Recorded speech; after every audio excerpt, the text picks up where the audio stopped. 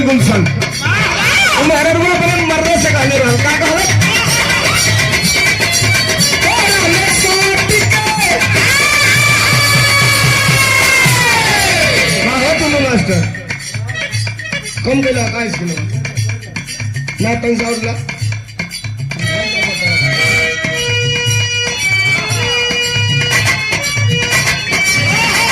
मेरे रुआ मरने से कहने रहा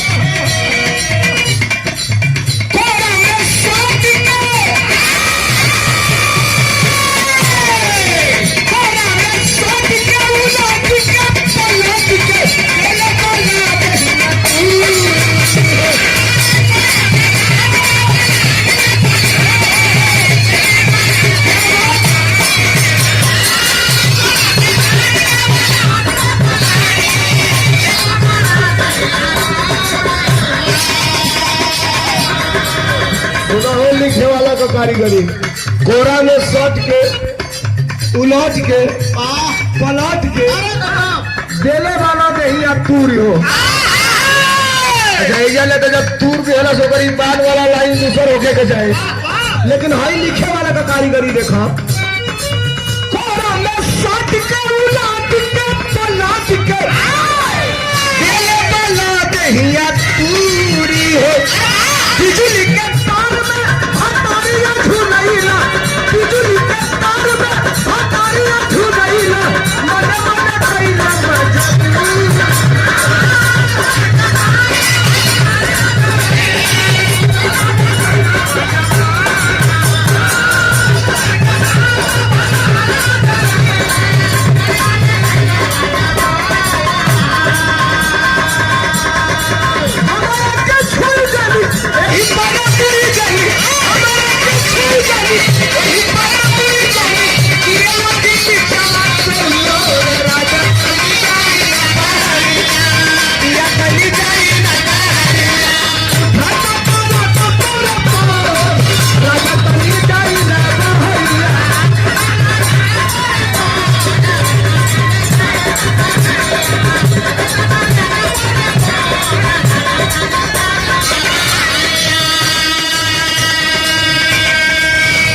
तरज तमाम फरमाइश बा हमर नया नया पहले मत बोलो ना भाई इतना टोन में भाई की गड़बड़ हो जाए हमर नया नया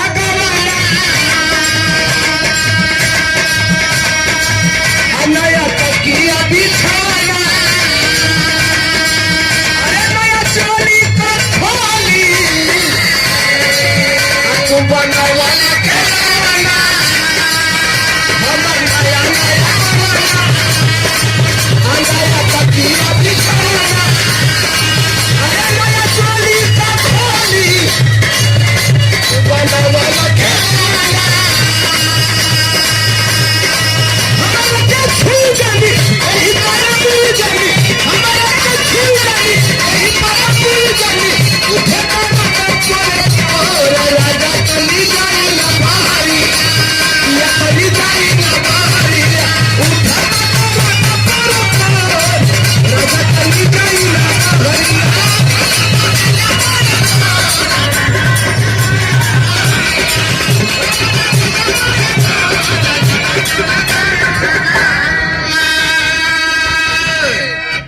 इतना लोग बैठे लगा लो